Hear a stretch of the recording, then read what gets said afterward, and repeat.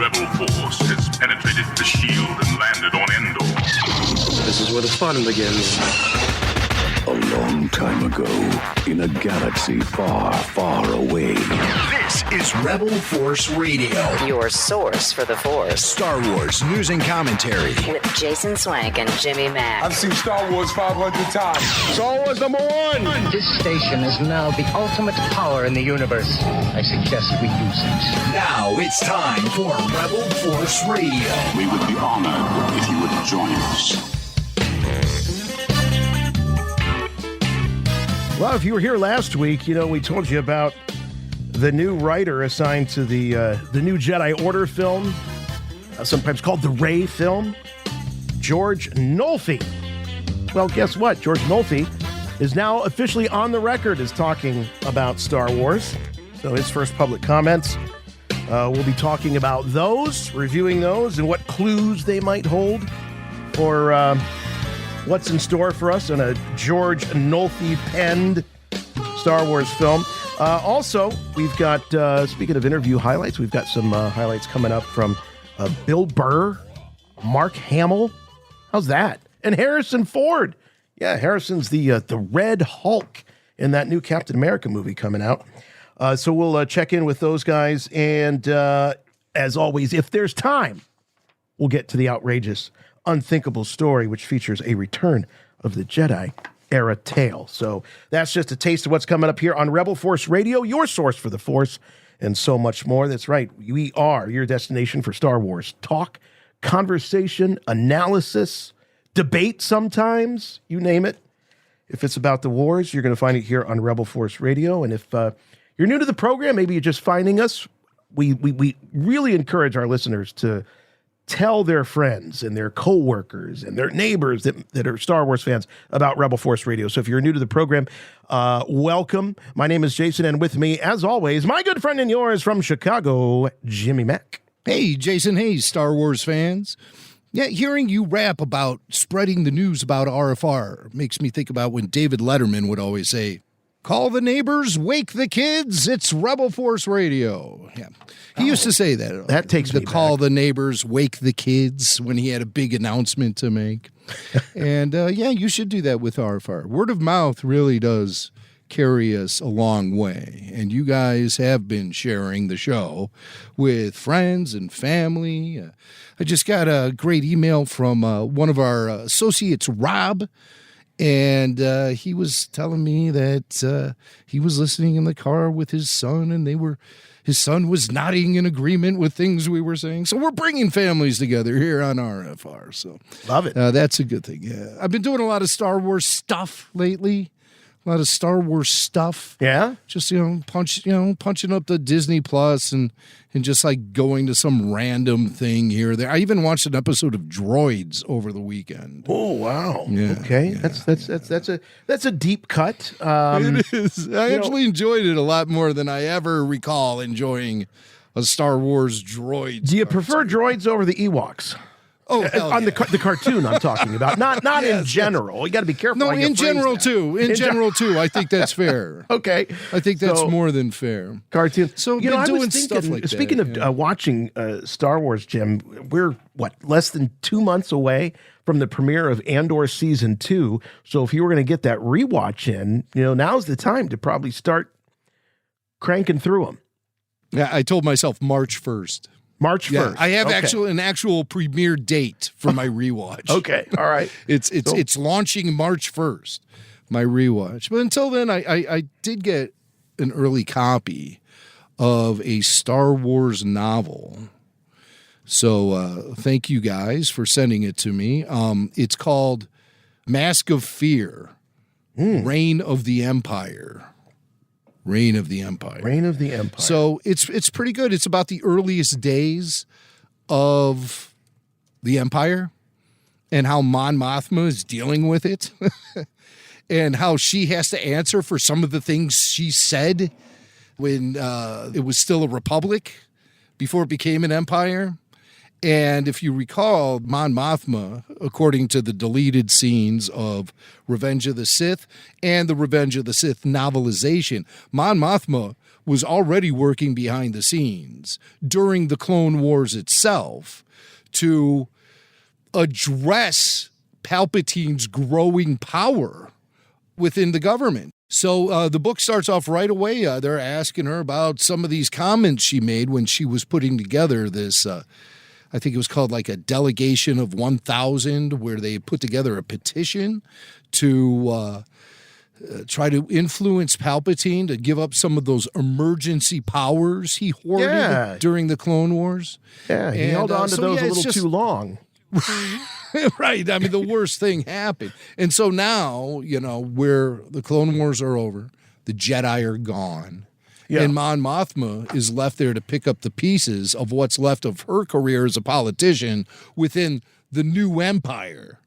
And so it's pretty interesting. Saw Gerrera is present in the book. Bail Organa is present. So I'm checking it out. And they said I could talk about it early, so I'm talking about it. Okay. And it's off to a promising start. I've had the book for a while, but they send me the audiobook, and now I'm like, well, I can't put it off any longer. So I was listening during some of my commutes. And I love the early days of the Empire, seeing it from the perspective of the citizenship, not seeing it necessarily from the perspective of the rebellion versus the Empire and the surviving Jedi. The average Joe. Just like what was going? Yeah, right. What would it be like to live in that time? Right. And how Bail and Mon and Saw Gerrera began to put together the blueprints for what would become the rebellion, I think is something that's pretty interesting. And they talk about it in this book as well. So do you think that this type of story, where it gets deep into the political machinations, do you think it's best told in novel form, or do you think that this kind of story would hold up to a live action series, a mini series, even an animated series? Do you think this is the best medium for this type of story? Well, I mean, it's hard to say because Andor is also going over some of the same, going through the same territory. Yeah. And so I think they are, checking off the boxes here as far as different mediums in which they can tell this story. Even Star Wars Rebels, the animated series, got into it as well. So I think we're getting it from every medium that's out there right now. I'm just thinking with these big characters, although we've got Saw in Andor, we've got obviously Mon Mothma in Andor. We haven't seen Bail Organa show up in Andor. I wonder if that's a season 2 thing. Yeah, I bet he does. Yeah, I bet he does. Just to reinforce his presence in Rogue One, which was cool. Right. Yeah. So to maybe add a little more foundation to that and see how he's working covertly within this rebellion while still being a face of the government, of the Empire itself. So this Reign of the Empire is a trilogy. This is the second, I believe, the one you're talking about, The Mask. No, it's first book. It's the first one. All right. Yeah. So we're only on the first one. So far, so good. You recommend picking it up? Well, I'm early.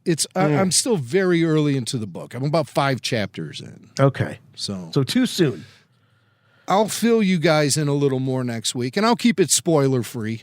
Yeah. I'll keep it spoiler free. I don't tell us how it ends. But, I'm looking for some action and adventure within this book. I don't want it all to be negotiations with an emperor. Yeah. Because I think those negotiations pretty much going to be a one-way street. But it'll be interesting to see how the steps that Palpatine takes to delegitimize the Senate. So by the time of A New Hope, when he busts up the Senate, that's met with very little resistance. At some point, right, he isolates himself. And so their access to him is so limited. I'm guessing they have to communicate to him through assistants and bureaucrats and all of that. Because he would almost have to, because after he becomes scarred, it would be real hard for him to just lead a typical political life. For a lot of reasons. But so this is fascinating me. This might be an audiobook option for me. Yes, and what's different about the audiobook is it's a female narrator, which doesn't happen very often in Star Wars, but it's appropriate for this book because so much is from, with the voice of Mon Mothma. I see why they went in this direction. And I'll be honest with you, I'm kind of tired of the same old voice talent that have been working in Star Wars books for like the last 20 years now. Yeah. It makes all of the audiobooks sound like the same. I think the guy's name is Mark Thompson. He's done them for a long time. And he's a super talented guy, and I really like him. But it's just, I've been hearing him so many times over the years. I swear to God, if I hear his interpretation of an alien voice with a Russian accent one more time, I'm going to go crazy. Why do all of these, every alien they meet is like, have some vodka. Yeah, why don't we? It's ridiculous. So I think it's a breath of fresh air to have some new narration talent in the Star Wars. Yeah, you know what really drives me nuts about male narrators. When it comes to fictional stories, I love like nonfiction. It's fine. I don't really care either way. It really just creeps me out when they make their voices sound kind of feminine when they're reading the female parts. Hello. Like I don't need you to do that. I really don't. All I have to know is that said Mon Mothma. Like I'll figure it out through context clues. It just drives me crazy. I don't know. Yes. It's like the excitement and adventure in the situation will be super intense and fast paced, and then all of a sudden Princess Leia will be like, "Luke, we really need to destroy those TIE fighters before they attack the ship again." No, that's not the vocal embodiment of Carrie Fisher. No. So it's so soft and you came in that thing. I hear what you're braver saying. than I thought. Like that's she said it. You came in that thing. Oh, you are braver than I thought. No. Come on. I will say one thing. I talked to a guy recently who was recording his own audiobook. And man, oh man, is that a slog? Is that a slog? Yeah. Boring work. I mean, it probably to some people sounds, that'd be cool. Go in and read my book or read someone's book. But man, take after take after take. Anyway, not fun. He said it was fun for like the first couple hours, and then it was like, oh my God, I got a week of this. Yeah, I would have him do everything 3 times if I was producing an audiobook. Yeah. I would have him do everything 3 times. It's January Lavoie, who is the narrator of Star Wars Mask of Fear, Reign of the Empire. And she has done narration on Star Wars audiobooks in the past. So I think maybe like an Ahsoka or something like that. Okay. But she sounds great in this book. She definitely sounds great. Cool. So I'm excited to delve deeper into it. And thank you to the publishing company. Who is it? Random House or somebody? I want to say the right name. Right. It is. Yeah, of course. Random House Audio. House. Yeah. And Random House in general. They sent me a preview of it, and I thought that was pretty cool. That's awesome. They always do, but this one is really. It's really caught my attention, and it's pretty cool. So I'll have more to say about it next week. Maybe I'll have like a legitimate review to give you next week. But right now, I know it's kind of surface level, and some folks like it that way because it keeps the spoilers at a minimum. But I think we might be onto something with this particular novel release. I've been very disappointed with Star Wars novels for like the last 10 years. Yeah. So I'm looking for some meat on the bones. Well, there we go. That's book. Well, that's ripe subject matter for sure. So I'm intrigued. I think you know what? If they sent you that book to tell Rebel Force Radio listeners and your co-host how that it's worth picking up, then mission accomplished, because you certainly perked my interest. Yeah, like I said, they send them to me all the time, and you know, I don't talk about them because they don't move me, and I like to keep it real here. I'm not going to recommend anyone go and listen to some or read some subpar book. It's not what I do. So just this like is your written by mom always Alexander. taught you. If you don't have anything nice to say, don't say anything at all. Right? I am that way, definitely, with Star Wars publishing lately. But it's written by Alexander Freed, who also, I know he's written Star Wars novels, adult Star Wars novels, too, I might add. All right. I had to. There's a lot of young novelists, or junior novelists out there. I had to adjust. I had to adjust when you said adult Star Wars novels. I had to, like, oh, yeah, right. Adult, No, I don't mean Star that, Adults, not to be confused with the YA, young adults. YA. YA. So Alexander Freed is the guy. Yeah, he wrote some books. One called Alphabet Squad. I don't know. I didn't read it, but I think it's about rebel pilots or resistant pilots. So this is a good one, though, because it's more of the big picture of what we're into as far as the overall Star Wars mythology goes. And, key players like Mon Mothma, Bail Organa, Saw Gerrera. And then who knows? Maybe there'll be some cameos along the way. Maybe we'll get a young Leia Organa. Oh, no, she'd still be in diapers, but maybe. Yeah. Maybe Bale will be changing the diapers in one chapter. The whole chapter can be him changing diapers, and that would be more interesting than 90% of the Star Wars publishing novel releases over the last decade. So, all right. Reign of the Empire. More to come on that. In the meantime, let's check in with you, the listeners. What's on your mind? You must contact me.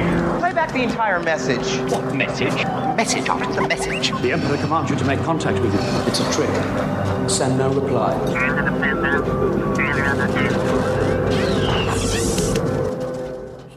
Chut fellas, this is Minap Matt, Patreon member from SoCal. Here is my story pitch for a new Jedi Order. I think Rey's character has been explored pretty well in the sequel trilogies, but there's a Jedi who the new movies should really focus on. That's Finn.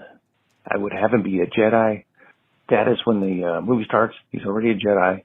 Gets sent out on a mission by Rey to find ancient Jedi artifacts that show up in the books that she got from the island with Luke. John Boyega is an excellent actor, and I think he could have a very Indiana Jones swashbuckling Jedi vibe to it. You don't have to have the Sith as enemy, but you could have new environments, pirates, aliens. It opens up to quite a bit. And if you want a Sith, they could be the antagonist going after the same artifacts. Well, that's my idea. I hope you find it interesting. Bye, Ground. All right. Well, thank you for that. Appreciate it. High ground. Yeah, high ground to you. You know what, Jim? I would love it. I would love it if Finn featured into this story as a Jedi. I think it would be. I think it would be fantastic. Finn was a character that, and it's hard sometimes to remember. And my gosh, we're going back 10 years. Can you believe? 10 years since The Force Awakens. But that's awesome. the amount of, I'm going to say, like, love and for Finn and Rey, it was huge. Like, those characters emerged, and I think a lot of us flashed to that scene of the two of them, on the Falcon, which when they're trying to fix the Falcon. What are they trying to do? They're trying to hyperdrive. The hyperdrive. Fix the hyperdrive. Isn't that what they're always trying to do on the Falcon? Is fix the hyperdrive. There was something leaking. They had to stop a leak, or they were going to die or something. I can't right. remember. Yes. Yeah. And that's when I come running with the duct tape. I got it. Here's the duct tape. Can we fix it? It's such a great scene because of the way that the two of them play it. And it's one of those where you instantly feel the chemistry between the characters because of the actors. And, there was a little backstory about that where JJ had shot the scene, and then Harrison had his accident, and he had the opportunity when Harrison was recuperating to reshoot it and shoot it in a different way and really work with them on their characters and the way they would interact together. And it was so worth it because it's one of the most memorable scenes in the movie as far as Rey and Finn together. And so, but as we know, the trajectory of the Finn character didn't go along the path that we all thought. We had the big, the second movie was all about subversion. It subverted everything, even our expectations on who Finn was and what how he and Rey may, continue to interface together and all of that. And I just think it was a big letdown. The third really tried to do something. They kind of hinted that maybe there might be some force powers there with him. But I think I agree with the caller that this is an opportunity to do right by the character, not just Finn, but also Rey. And, you could go back to that, if you establish them, as Finn as a Jedi under Rey's tutelage, then you go back to that scene in The Force Awakens and you see that chemistry they have together, and it starts to make sense, why they were, felt close to each other, from the beginning. So I'm all for it. I think it would be great. Great. That is something where I think the ball was really dropped as far as the sequel trilogy goes, was the discontinuation of Finn having any sort of Force ability. I thought it was being teased quite a bit in The Force Awakens. He's the first stormtrooper to walk away from the First Order / Empire. And that in itself creates very compelling dramatic situations that were never, ever really followed up on with any sort of legitimacy. It came in handy as a way to move the plot forward, like when they were sneaking into Starkiller Base and he was able to use his expertise as a Starkiller Base janitor / stormtrooper. I never understood that either. When we get introduced to him and he's a stormtrooper, a soldier, but then he reveals that he was a janitor on board the space station. And I guess you got to give the stormtroopers something to do when they're not being soldiers. I mean, I know Navy guys are always swabbing the deck. So, I guess that's how the military works. Or they're peeling potatoes. Right. They all have jobs within the military. That makes all the sense in the world. But he was the janitor. But that's really the only time his experience as a stormtrooper ever fully came back. Maybe when they snuck on board the ship in The Last Jedi with DJ and Rose, but it didn't really appear that he was applying too much. He knew what certain power stations were like on board the ship when they were trying to disable that tractor beam or whatever they were trying to do. But the whole Jedi thing just never was followed up on, nor was the stormtrooper element of his past. There is a deleted scene from The Last Jedi where he gets recognized by another stormtrooper. And it's really a very silly scene, and I'm glad it ended up on the cutting room floor. I think John Hamm did the voice of the stormtrooper, and he's doing kind of like a hillbilly accent. Oh, dear God. It's rough stuff, yeah. Wow.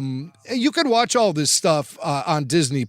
There's a little tab when you click on the movie like The Last Jedi. You'll see a little tab. It says extras. And if you scroll through that, you can watch deleted scenes and some documentaries and stuff. I've noticed some of the content is only available via mobile device. Whereas some of it, like the documentary, I noticed. And so I'm just throwing this out there. Maybe if you guys can check it out for yourself. I can watch the making of documentary of The Last Jedi on my iPad. But when I tried to watch it on the app on my smart TV, it was not available there. So I'm just wondering if that's a me problem or if that's actually how Disney Plus works. Is some content available via mobile and some just doesn't via make any smart sense TV at all. app? I can't think of that any doesn't make reason any for sense that. at all. Yeah. That doesn't make any sense at all. So that's why I'm throwing it out there just to ask. But as far as Finn being a Jedi, Yeah, it got teased a little bit in the Rise of Skywalker, but it never really went anywhere. No, which is a shame. It was teased a little bit in The Force Awakens. When Snoke says there's been an awakening, he's talking specifically about Rey, but I thought it was interesting if these guys were feeling like the Force was starting to flood the galaxy like it did back in the old days when there's true balance in the Force, then I think the Force might be more accessible to people. It's like easier to connect with the Force when the Force is in balance. When it's less out of interference. balance less interference, no static at all. So I thought that that's what Snoke was referring to. And also that moment, it gets written off as just a silly chuckle when they're standing outside Starkiller Base and they're trying to figure out what to do next. And Finn says to Han Solo, "We'll use the Force." And Han goes, "That's not how the Force works." Yeah, it's a good laugh. Yeah. But what would get Finn to say something like that? He was feeling something like a connection to the Force. He was believing that the Force was accessible to him. And it's something that he could actually tap into. And Han was right. That's not how the Force works. But what motivated that statement from Finn in the first place? I think he was starting to get into a vibe. And then, of course, the promotional material for the film pictured Finn holding Luke Skywalker's lightsaber in a very Jedi-like pose. So you almost assumed that he was on the path to becoming a Jedi Knight. And then The Last Jedi happened. Yeah. And he was really relegated to a background character largely. He became a character looking for a plot through the rest of the films. No substance at all. Yeah. No substance. And that wasn't lost on John Boyega. I think a lot of the comments that he made and about his experience, especially right after the third film came out, were because of the way he felt his character was sort of done dirty. Leaving it off the movie, leaving his face off the movie poster when they wanted to put the movie in China and stuff. So of course he knew that stuff was going on. And there was all kinds of baiting happening about him and Poe. And there were just shenanigans that were being played. Like his character was just being pulled, all around. And what's at the heart of it is that they didn't have a plan. They didn't have a plan for his character. They didn't have a plan for the trilogy. So there you go. But this is an opportunity to correct that. It's that sequel trilogy. I'm sorry, it's a real patchwork quilt. And if you love the sequel trilogy, I've been finding myself drawn back to the sequel trilogy a little bit lately. I was watching that documentary about the Last Jedi and all this stuff. I'm really just trying to get inside the head of these storytellers to try to figure out what it was they were trying to present, because they certainly didn't execute it in the final product. But it becomes very clear Rian Johnson is all about doing the exact opposite of anything that happened before. Jim, if I remember right, very clear. There's a moment in that documentary where he's writing out all of the major threads from the first film, and he's talking about what would you least expect to happen on all of these. Yeah. He wants to twist all of them. And when nothing works out the way you would expect or anticipate, literally nothing, then for me, it's okay to give us a few surprises here, but if you have nothing operate or follow the way you expected, you just get disconnected from the story completely, I think. I think it's very important for a storyteller to take every step possible to make sure that his story doesn't come off as trite and predictable. But I think Johnson was overwhelmed with the concept of subverting everything. Mm-hmm. You catch him revealing this many times during the documentary. He's constantly second guessing himself. It's a square peg trying to be fit into a round hole. Kelly Marie Tran. Yeah, we're casting her because she's really the last person you'd expect to see in a Star Wars film. why would you do something like that? There's a formula at play here, and to try to, to create something new is one thing. To subvert everything is, to me, it's a lack of imagination. It's just, you're pretending you're SpongeBob in its opposite day. And that's not really the right approach to Star Wars, because you're talking about episode 8 of a 9-episode series. Yeah. If somebody's going to take a left turn, they should have done it like in episode 3 or something.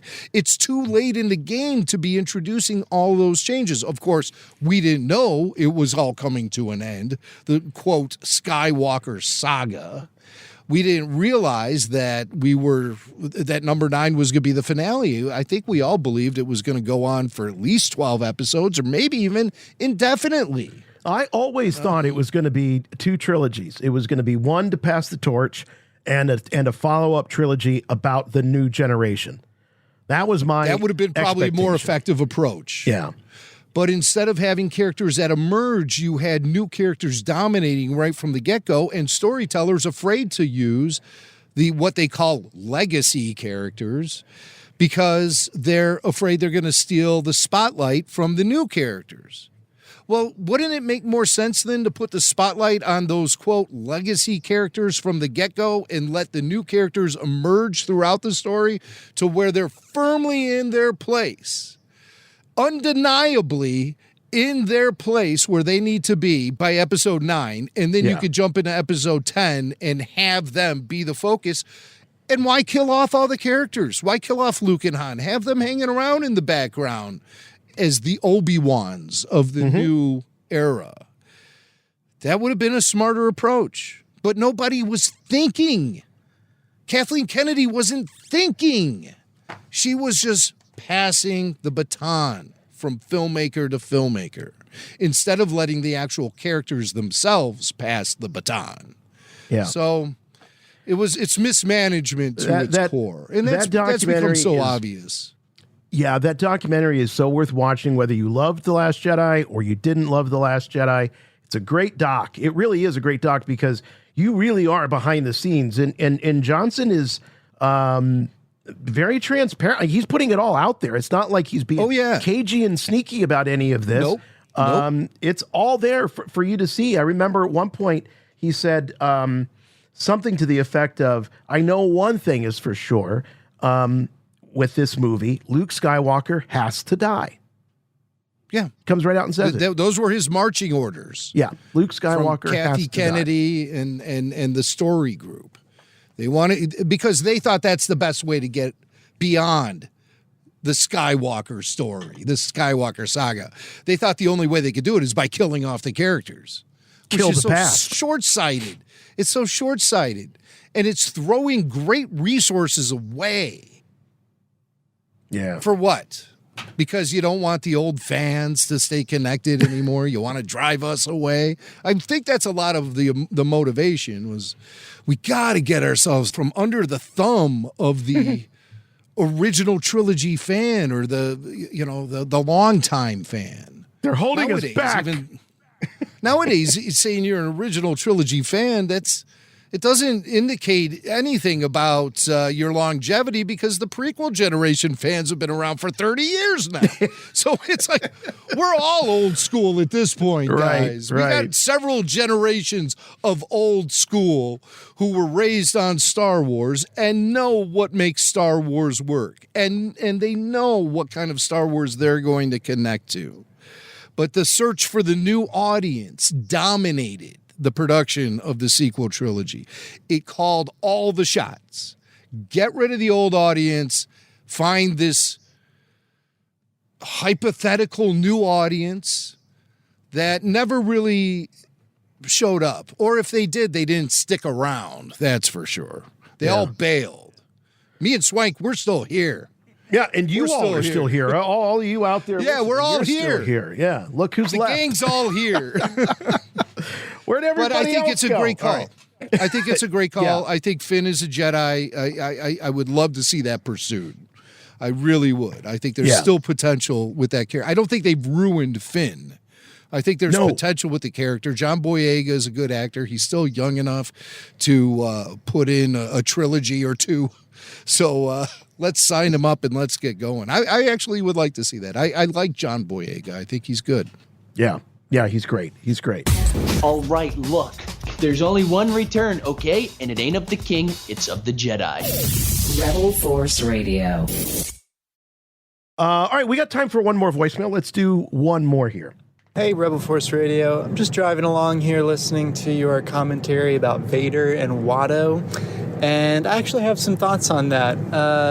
I think it does make sense for Vader to go after Watto when you consider that for Anakin, the sort of nucleus of his pain and suffering, the anger that's fueling him to be Darth Vader, really comes down to the loss of Padme, but originally the loss of his mother. And I think Vader lives to sort of revenge upon some of the main entities that took those two important women away from him. So that's the Jedi in his mind for Padme, that Obi-Wan turned her against him. And then I do think Watto is sort of the root cause of Shmi Skywalker eventually winding up in the Tusken Raider camp, if you think about her being a slave and then bought by Owen Lars and all that stuff. Anyway, I think it does make a certain amount of sense, and rather than being petty, I think when you consider Watto's connection to Shmi Skywalker, that it does make sense that Vader would go after him. Anyway, that's all. Thanks. I've had some time to think about this a bit, and I wasn't quite. Initially, I wasn't quite as adamant, Jim, as you are. I thought it was a great take about, this kind of being sort of makes Vader small, going after Watto. But I've sat on it for a while, and I really agree. I really agree. And even looking at this panel, and there's an element of, I shouldn't say maybe fan service, but maybe a little bit of fan service putting Vader and Watto together. And the more I look at it and see this confrontation drawn out, I really believe it does make Vader small. And I get where the caller is coming from, that Watto is a symbol of the loss of Shmi, and that he very well could see Watto as being, the reason that she ended up with Klieg Lars. He sold his mother. But can you really, is Vader really sitting there and doing the mental gymnastics to be like, all right, now, if she never was sold to Watto, she wouldn't have gone to Klieg, she wouldn't have gotten married, she wouldn't have ended up living in the homestead that was attacked by the I just can't imagine that being on Vader's radar. So I'm still on the team of this makes Vader look small. It's kind of fun to see because, oh, hey, look, it's Watto, but at the same time, it does diminish the character a bit. This was sort of addressed in the Kenobi series with Vader obsessing over Kenobi, and Kenobi bests him. And at the end, Vader is sitting in his castle on Mustafar, communicating via hologram with Palpatine, telling him that he is sending out every ship in the fleet to find Kenobi, and he's going to hunt him down. It doesn't matter where Kenobi hides. And Palpatine stops him and says, hey, you're really losing your focus here. Palpatine basically says, this is small potatoes. You need to be focused on what's at hand here. And that's the dark side conquering the universe and our mastery of the dark side. And then underneath all that is the quest to discover everlasting life, which is something that really fueled Palpatine.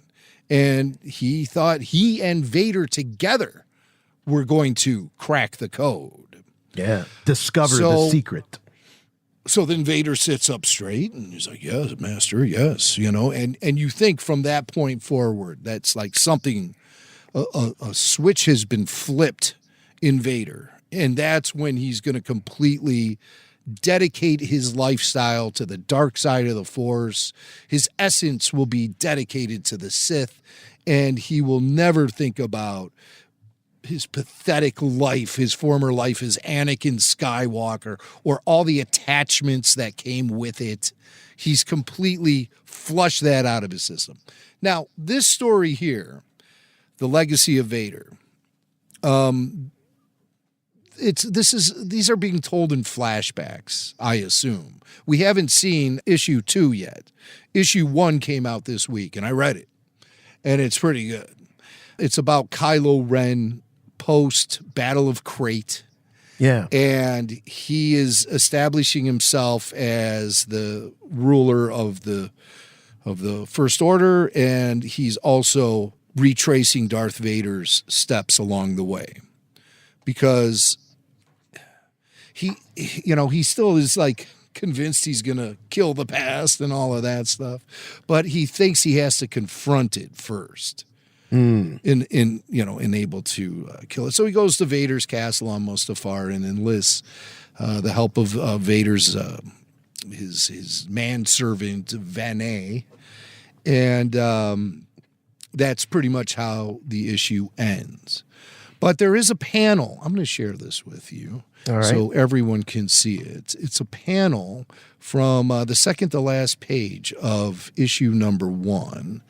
And it sort of lays out exactly like where, like the Vader they're going to present to us, what he's going to be like in this series of flashbacks. And it's through the dialogue of this character, Vanay, who we see in Rogue One tending to Vader while he's in the bacta tank. But now Vanay is sort of like a Bomar Monk type of creature. He's a droid with a fishbowl, and instead of just his brain in the fishbowl, his whole head and face, it's all in there. So you can still see the guy. There's this line of dialogue that really sort of sums up how current Lucasfilm and the story group and Charles Soule, how they're interpreting the character of Darth Vader and Darth Vader's connection to the past. Here, let me see if I can fix it so we can see the dialogue bubbles here, Smike. All right. So you see Kylo Ren, he's confronting this cyborg that is now Vanay. And Vanay lays it on him. He says, Darth Vader never allowed himself to forget his past, filled with horrors though it was. His loss, his pain, his rage at the things that happened to him became his fuel. He never looked back, but he never let go either. This is why the dark side ran so strongly through him. Huh. Okay. I have some real questions about that. Yeah. I have said it's mental discipline is why the dark side flowed so easily through Vader, or is it his midi-chlorian count, as we've always been told? Maybe they're trying to just get away from the whole idea of midi-chlorian counts to begin with. Always a controversial subject ever since it was initially introduced to us. But I always felt like that was firmly part of the Star Wars mythology, whether you liked it or not.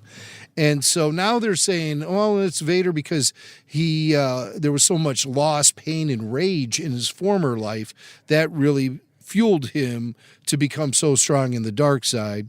And, it all makes sense. Of course it does.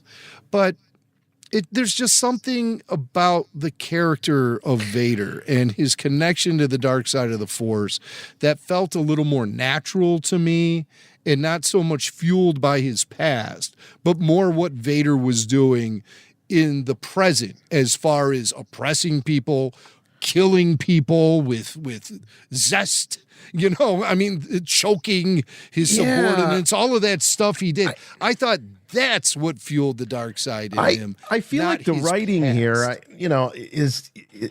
the writing's a little bit sloppy. I don't think I would ever write that a character never allowed themselves to forget their past, but he never looked back. He never let go all either. Within the same. Yeah, it's very contradictory, and so, but it's also the same. It's also the same type of thinking that would lead to a scene like this, where you've got Vader taking out Watto. So it's obviously the sense of the writer that, you know, they feel that Vader is fueled by the trauma of his past. And like you said, Jim, that makes sense. We know that happens in real life. But by Vader making the taking the steps to actually go to Tatooine and kill Watto, that's more than just not forgetting the past. That's looking back and taking vengeance based on wrongs that were, waged against you many years ago. So I know we're picking nits here, but that's what we do on Rebel Force Radio when it comes to Star Wars storytelling. And as much as the fan in me thinks that it's kind of fun to see these two characters come face to face, I do think that in the end it's a disservice to Vader. And what you just read there, I feel like is a kind of a mishmash of logic for the character. Well, yeah. Probably the result of Star Wars storytelling by committee. Yeah. Because of that dreaded story group, they are always sticking their nose into things. I don't want Vader to be the ones really guiding. I don't want Vader to be just somebody that, should have had some therapy. You know what I mean? Like, I'm not downplaying that, but I just feel that it's just a little too, I don't know. It doesn't feel right. It doesn't feel right to me for the character, the psychology of Vader. I don't think I need someone to put into writing that the story that George told, which George called it a tragedy, would inform the actions of the character later. Like, I get that. He went through a lot of crap. But I like what you were saying about Vader should always be about the moment and moving forward, the next step, getting to the next goal. Because I think that's how he survives. He doesn't survive by going back and taking vengeance on those who wronged him. He survives by moving forward. Right. By building his power. Yes. And all of that stuff. He basically painted himself into a corner with the whole dark side thing when he killed Mace Windu.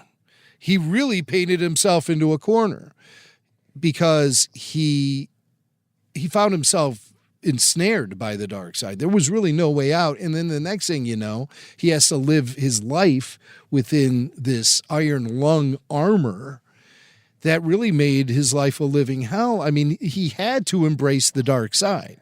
He had to embrace it. It was all about survival at that point. Oh, yeah. There was no other life for him beyond being a Sith Lord at that point.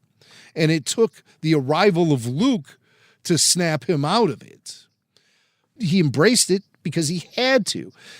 And I think he had all the fuel he needed to excel as a dark side warrior, as a Sith Lord, by what was happening to him in the moment. And I think that especially after he hunted down Obi-Wan Kenobi in the Kenobi series, and Palpatine gave him read him the riot act basically about chasing down vengeance from his former life. And that was Kenobi. He was unfocused. Not Watto. Like, Watto's a lot smaller figure in the downfall of Anakin Skywalker than Kenobi. So, and the other thing to point out too is that Watto gave Shmi the opportunity to be free. He sold her to Owen Lars, or Klieg Lars, I guess. Yeah. Klieg Lars. Right. Klieg bought her freedom. Exactly. So, if Watto was such a tyrant, he would never have let her go. Klieg obviously made him an offer he can't refuse. Yeah. But it's not like Watto was. It's Watto himself. He was a businessman more than a slave driver. I think at the end of the day, it was all about business. We were talking about the Gladiator movie last week and how there were opportunities for the gladiators to win enough fights and get paid in reward for winning those battles. They could eventually buy their own freedom. Yeah. Well, don't forget that Qui-Gon Jinn tried to buy Shmi's freedom in The Phantom Menace, but at that point, Watto wouldn't have it. He could only get Anakin. Right. He's a good pod racer. I don't know. But yeah, so I mean, it's really interesting to apply our own interpretations to the character of Vader. Mm-hmm. It's very complex character. The transformation from Anakin Skywalker into Darth Vader it could be as simple as you want or as complex as you want it. But I just fear that there may be some misinterpretation about what's really at the core of the character here being revealed by Lucasfilm and Marvel and the story group and all of them. But they're just trying to create some interesting drama, I guess. So let's see where this goes. But the idea, Darth Vader never allowed himself to forget his past. The past is what became his fuel. He never looked back, but he never let go. Yeah. Well, if he never let go, then he obviously spent a hell of a lot of time looking back. So again, I'm just waiting for that frame of Darth Vader sitting in his meditation chamber, helmetless, with his head in his hands and the thought bubble of Padme above. Yeah, it's going to happen. Oh, man. Well, let's take a brief pause in the Star Wars conversation and talk to you about some good friends of ours. That's the folks over at Factor. If you are ready to optimize your nutrition this year, Factor has chef-made gourmet meals that make eating well easy. And they're dietitian approved and ready to heat and eat in 2 minutes. And that is no exaggeration. 2-minute meals so you can fuel right and feel great no matter what life throws at you. Factor arrives fresh and fully prepared, perfect for any active, busy lifestyle. It's not one of those frozen meals. We're talking about fresh food ready to heat up when you need it. And you can lose up to 8 pounds in 8 weeks with Factor Keto meals. Based on a randomized controlled clinical trial with Factor Keto, of course, results will vary depending on diet and exercise. But with 40 options across 8 dietary preferences on the menu each week, it's easy to pick meals tailored to your goals. So you can choose from preferences like Calorie Smart, Protein Plus, or Keto. And Factor can help you feel your best all day long with wholesome smoothies, breakfasts, grab-and-go snacks, and more add-ons. So you can reach your goals this year with ingredients that you can trust and convenience that you can't beat. And I'll tell you, Jim, even the kids like it. My daughter, she doesn't get a lunch break, if you can believe that. She gets home a little bit in the early afternoon. She doesn't have a lunch. And these Factor meals have been coming in clutch for her. She gets in the door. She's hungry. She grabs one out of the fridge, puts it in the microwave. 2 minutes. 2 minutes. And she's eating lunch. And it's great. We don't have to worry about it. Yeah, I mean, it makes a great meal, lunch or dinner. There's also snacks and breakfasts available. You mentioned the smoothies. The smoothies they have are great. Awesome pressed juices as well. And some like very exotic flavors, Factor is wonderful. We're big fans of Factor around here. I've been eating Factor all week because like your daughter, I've been eating Factor for lunch. I work downtown Chicago, and I don't necessarily have time to be wandering up and down the street looking for some fresh food, It's so nice to have it there in my refrigerator. I could just pull it out, pop it in the microwave, and within 5 minutes, I'm having a really good quality meal. Grilled pork chops, chicken, queso fundido for the Mexican food lover. There's just so much great stuff, and my family likes it too. whenever I get a shipment of Factor and I load up the fridge, I always hear from my son, hey, are any of these up for grabs? But I mean, it's become such a way of life around here. And like I said, for lunch, it really is so valuable for me because I want a hot meal. I don't want some crummy bologna sandwich between two pieces of white bread, boring lunch. I need something that fuels me up. I was pulling a Factor meal out of the fridge at work the other day, and one of my coworkers was like, hey, you got Factor too? And I see he's holding the Factor box. I said, oh, I got Chef's Choice. What do you got? I went for the Protein Plus. I'm going to have to try that next time. So we're fans of Factor, and we strongly recommend you become a fan of Factor, too. We want you to eat smart with Factor and get started at factormeals.com/RFR50OFF. That's RFR50 off. And use the code RFR50OFF to get 50% off your first box plus free shipping. Half off. You can't beat this deal. That's code RFR50OFF at factormeals.com/RFR50OFF to get 50% off plus free shipping on your first box. Do it. Great. Always thinking with your stomach. I have good news for you, my lord. That's good news. Come closer, I have good news. All right. Get that. What's going on there? Star Wars news. Okay, so we talked to you last week about George Nolfi being the latest writer that's attached to the Rey film, sometimes called the new Jedi Order film. We heard the pitch from our caller earlier in the program about what he would like to see in this new Jedi Order film. But Jim, fast forward a week later, and we already have our first comments from George Nolfi. We knew he wasn't gonna be able to hide for long. Once you get thrown out in the media as being a potential storyteller in the Star Wars universe, particularly writing a film, and a film that's really seen quite a bit of turbulence in getting off the ground, we knew it wasn't going to be long before somebody got him on the record. Yeah, he's out doing promotion for his film Elevation.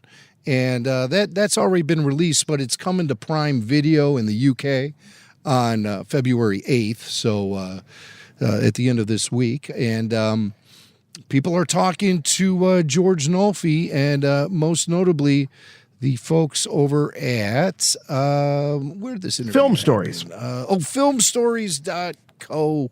And they talked to George about Star Wars, and they specifically asked him, how does he bring his own interests and personality into a series that has a huge history of lore like Star Wars does? And Nolfi said, the way I approach it is you look at what's come before you, you look at the broad ideas of what they want to do, meaning Lucasfilm, Disney, Charmin Obaid-Chinoy, and then you do what a writer does and try to put beats of a story together. Try and imagine characters, and then you present that with an understanding that it needs to honor, obviously, a long, incredible tradition. So the story's in place, as we know. Nolfi is now the third wave of screenwriter to attack this really tough story to break. And it seems like this is very much a Charmin Obaid-Chinoy story because she's been the constant throughout with all these screenwriters coming and going, but they always mention her specifically when it comes to the ideas that's being presented in this story. So she's not a hired hand who's just going to sit in the director's chair and run the show on the set. She's heavily motivated by the beats of this story that these other screenwriters are having a tough time with. So whatever that story might be, we were speculating last week that maybe because of the length of time they've spent developing this particular story, that it's gone through changes just based simply on current tastes shifting and, popular ideas becoming more popular over time or less popular over time. There's been a lot of shifts. So that could be, or maybe it's just a really hard story to decipher. So I believe it's going to be heavy in politics. Nolfi studied philosophy and politics before he became a screenwriter. In this interview, the interviewer suggests that perhaps those concepts, philosophy and politics, will find their way into the script. And Nolfi says, well, that becomes kind of dangerous territory. But Nolfi says, if you think about George Lucas, the 6 movies that he did and the universe that he created, it's actually very steeped in broad notions of politics. Now, he says it's steeped. Steeped is a kind of a good word to use. And broad notions, I mean, he's saying it's not necessarily one specific political ideal, but it's kind of a hodgepodge of different things with, I think, this is me talking, democracy being the core of it and the attempt to protect democracy. But at the end of the day, all of this is in the background when you talk about George Lucas's Star Wars. War is really what it's steeped in. War. And obviously politics drives war, but war, and specifically World War II and the rise of Nazi Germany, which is something that was very inspirational to storytellers from George Lucas's generation. Because, when I think about my dad, and how he had this incredible interest in World War II. And I've had a strong interest in World War II. But that's kind of what George Lucas was using as the background for the conflict, more than politics. I think politics came more into it when you talk about the prequels. And you have like Senate debates and all of that stuff. I mean, the crawl opens with the taxation of trade routes is in dispute. I mean, that is about as political as you can get.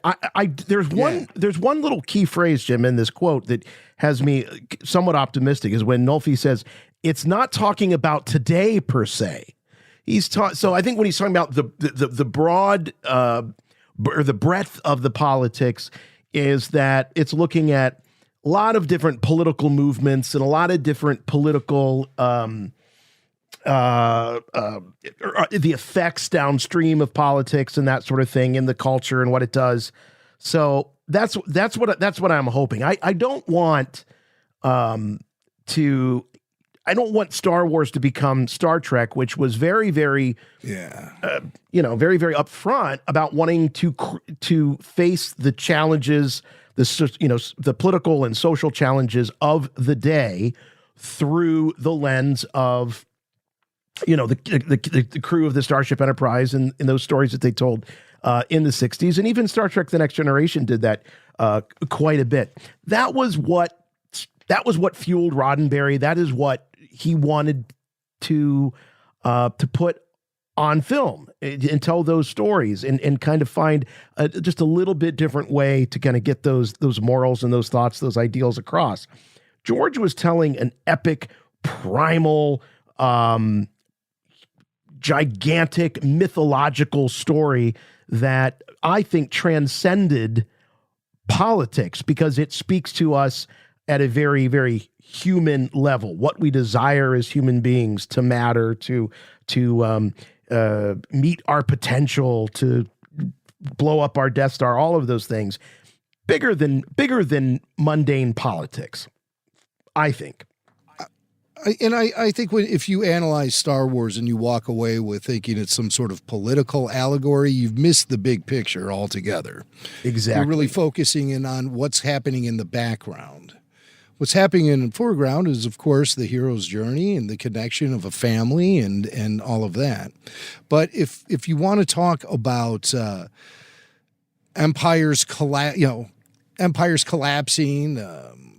democracy's rising, then democracy's collapsing, and empire's rising. That cycle. You even hear Baylan Skoll reference it in Ahsoka when he's just like he's tired of the whole vortex that civilization finds itself. Yeah, you're on a hamster wheel. Story. The same story keeps repeating itself over. He says it like that, over and over and over again. He's looking for a third way. he's looking for something bigger. Yeah. And I think he's looking for Mortis is what he's looking for. But yeah, he's looking for something that's on a higher plane than any sort of political or territorial aspirations. However, in this attempt to tell a new story far in the future of basically any Star Wars stories we know of at this point, we're talking, I've heard 10 years following the events of the sequel trilogy. It could be even longer, the longer they take to make this thing. But it appears that there might be some sort of real threat to democracy rising up yet again. And that could be at the core of this story that Nolfi and Charmin Obaid and all of them want to tell.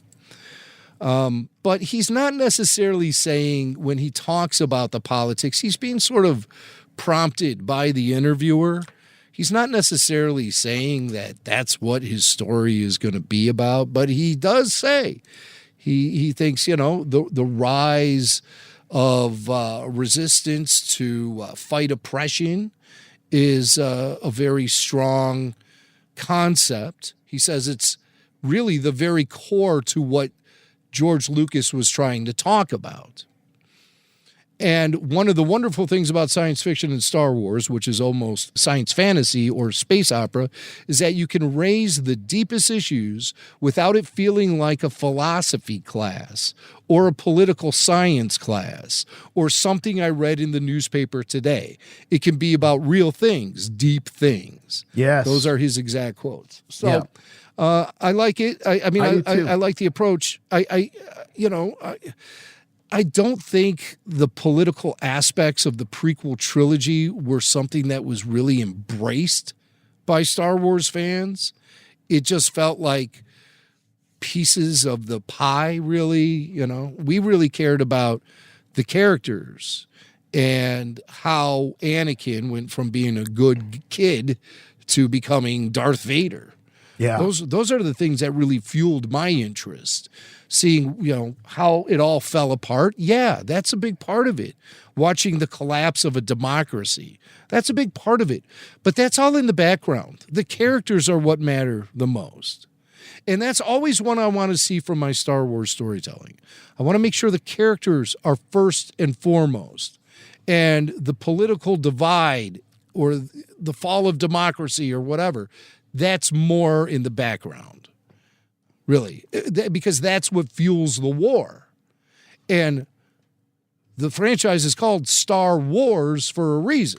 Yeah. So yes, and it can't just be all politics. Yes, exactly. And I think one of the dangers is in what has happened is even when you're telling a big, broad story about tyranny and freedom, and you're not talking about political parties and local politics, local to your country. We're talking to a global audience here, and Star Wars has a global audience. So the politics are different throughout the world. I think the danger is when you start attributing motives, your local political motives to the creatives, to the writers, or worse yet, when the writers themselves stuff their local politics into their stories when we're talking about a galaxy far, far away and these enormous themes of tyranny and freedom and, like you say, the hero's journey, all of that stuff. Again, it's just like what we were talking about Vader. It just makes the story feel small when you start bringing in some of these kind of real world, local, flavor of the month kind of ideologies. That's really what it is. It shouldn't be a time capsule about what people thought in the year 2015. Star Wars is anything but a time capsule to 1977. It completely transcends the times that it came out. It's hard to even say that. I've heard a lot of people say that, Star Wars is basically about the Vietnam War. And I don't see it. I see the World War II in very obvious strokes of, on the canvas. Yeah. But not so much the Vietnam thing, because it doesn't seem like it's not like it's about the Empire fighting some war that it really shouldn't have anything to do with, or you know. Right. I mean, Vietnam was basically just an extension of the Cold War, you know. Right. I just don't want it to dominate. And so I've seen a lot of headlines in the wake of these quotes saying things like, oh, yeah, it's going to be all about politics. It's going to be, he said, steeped in politics. It's going to be about, and then you get the people say, well, Star Wars has always been all about politics. Right. And it's like, no, you're missing the point. That's the backdrop. And it's really, Star Wars is all about World War II. If you really want to get specific about what's fueling all of that stuff. And when you talk about empires, we're talking specifically about Nazi Germany and the rise of course, clearly. The empire that Hitler was trying to bring back, because Germany was an empire before World War I. And then Germany got spanked in World War I and had to deal with all sort of sanctions and the Treaty of Versailles and all of these things that really put the screws to Germany. And that's how Hitler was able to rise in power. They could have really made the First Order analogous to Germany in that sense, where Germany came roaring back after. Perhaps you could make a case that maybe the repercussions of World War I were a little over the top. I mean, it's hard to say, but they were punitive beyond reason to some degree, and so it obviously the world learned a big lesson, and we didn't. I don't think that we made. I don't think leadership in the world made the same mistakes after World War II. They made different mistakes, but not those same mistakes. But again, getting back to Star Wars, I think you could have made the comeback of the First Order. Again, analogous to what happened. It was much longer. It was, 30 years. It's about the same, actually. It's really about the same as far as the time frame. So, but they didn't bring that out. I think also, knowing that what Nolfi's pedigree is, the fact that he has that background in political science. If I was interviewing the guy, and I did my research and found out what his academic background is, I would have probably asked that question too. Hey, how do you approach Star Wars as someone who is, a political science a scholar, a former political science scholar? So, as you said earlier, it's not like he just volunteered this and said, I'm going to make a highly political Star Wars film. The question was posed to him, and so to me, his answer I found satisfactory. For me, it's good. It's good. And we'll look back on all of these quotes a year from now when he leaves the project. Right. Yeah, that would be the other cautionary tale I'd send to any fans that are freaking out over these comments, to say, you know what? Based on past history, there's a good shot that this film will not be written by George Nolfi. I wish everybody well. I want this movie to succeed, and I want it to be great. And if it means that it's a George Nolfi penned piece, then that's great. So more power. See how it all works out. Yeah. I mean, fan confidence in this particular project probably is a little. A little tamped down right now. I would even call it sluggish. It's for anyone who's been following it. But I mean, with the right amount of time, you brought up earlier in the show, it's been 10 years since we saw The Force Awakens debut. And I think maybe with a few more years, you might start seeing an upswell of nostalgia for the sequel trilogy. Yes. Especially from the generation that grew up with it and loved most of it. I say most of it because even the most hardcore Lucasfilm apologists jumped off the whole train when The Rise of Skywalker was released, and it wasn't what they wanted. And then everyone else had jumped off the train when The Last Jedi was released. Me and Swank are still here, though, folks. We're still here. So I hope that they get their act together with this film before George Nolfi has to leave and they call Leslie Headland into. There's only one person who can make this happen. I've heard she's done. She's out. She's out of TV. She's Broadway. Yeah. She's heading my way. Oh my God. Look out. You might be hosting press junkets with Leslie Headland. Well, you know what? If you do, get her on the show. Yeah, I got a few on Star Wars Let's questions. Absolutely. Yeah, for sure. I saw Star Wars, and I'm not a movie expert, but I think it's safe to say it was the greatest film of all time. Rebel Force Radio. All right. We're ready to talk Bill Burr. Bill Burr talking Mando and Grogu. Apparently he was on the Rich Eisen show. So they were talking, they're talking Super Bowl and other things. And somehow Mandalorian and Grogu comes up. I guess that's going to follow Bill everywhere he goes. No matter what he's on the show to talk about, someone's going to ask him about Star Wars. Well, I like how Rich Eisen handles this whole situation here. They spend a lot of time talking about the Super Bowl, and specifically Bill Burr is going through Kansas City Chiefs fatigue. This is the third year in the row they're going to the Super Bowl. It could be the very first ever three-peat in NFL history. And just a lot of people are getting fed up with it, you know, which always comes with success. You get people who are happy for you at first, and then they get sick of you. But, you know, this is rich coming from Bill Burr, who's such a Patriots fan and had no problem with, you know, that run with his beloved Tom Brady. So very true. Hey, what do you think, Bill? You know? That's very, very true. And one of the things that make people feel Chiefs fatigue is the fact that it appears they always get favorable calls from the refs and stuff. And you know, that's usually with that kind of thing, it all balances out sooner or later. But for the Chiefs, it does seem like they get very favorable calls from the refs, and why shouldn't they? They have all the big superstars on their team. They got Taylor Swift showing up at the games. It's like, this is where the money's at, folks.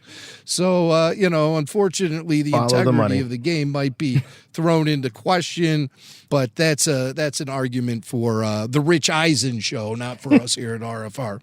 But they are talking about the Super Bowl and Chiefs fatigue, and Rich Eisen then pivots the conversation to talk about the upcoming Mandalorian and Grogu film. We started rewatching The Mandalorian in my house too.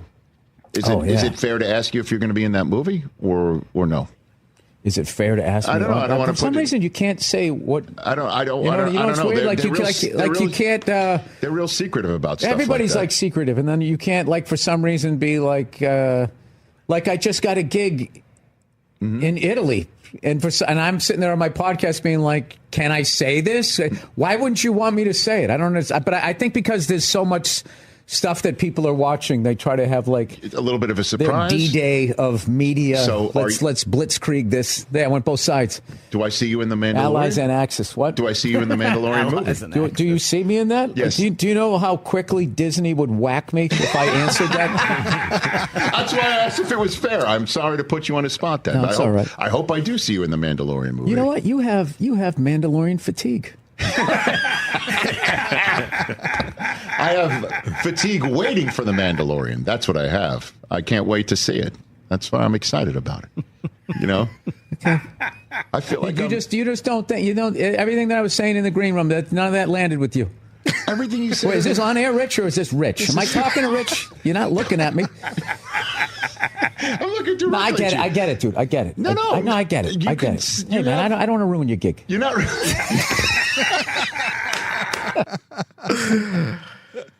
He is a funny guy. Bill Burr, you can almost hear him say anything. He just has that delivery. He's funny. Funny guy. Yeah. Funny how? How am I funny? I think we got a yes out of him. I interpret that as he is going to be in it. And I could not agree with him more about the over-the-top secrecy. Why can't you say, hey, you know what? I'm involved. I can't say to what extent, but yes, I'm involved in the movie, and I couldn't be happier. And I love my Star Wars family, and it was so much fun to be with them. What is that? When did this start? Is it all because of the damn I am your father moment? Does it all go back to that, where we've just lost our minds and the secrecy is insane? Right. You know, for a Bill Burr, who cares if we know he's going to be in the Mandalorian movie or not? If it's someone like a Mark Hamill or a Harrison Ford, a surprise appearance that'll blow your mind. Yeah. Remember that one time we had James Arnold Taylor on the show, and he said he had gone to the set of Mandalorian Season 2, and he saw Ming-Na Wen. Yes. And we're sitting here thinking to ourselves, oh, Ming-Na's back. We thought she was killed off in Season 1. Right. But you're telling us she's going to be in Season 2. And so, yeah, the what hit the fan as a result. And right. Lucasfilm demanded we remove that part from the podcast and all this. And the only reason I did is because they were giving James Arnold Taylor a lot of crap. Yeah. So I did it out of friendship for him. Right. But that drove me crazy. But I understand, too, because the character was killed off. What's she doing on the set? Maybe James shouldn't have revealed that to us so casually. James didn't know because he didn't watch Season 1 of The Mandalorian, so he didn't care.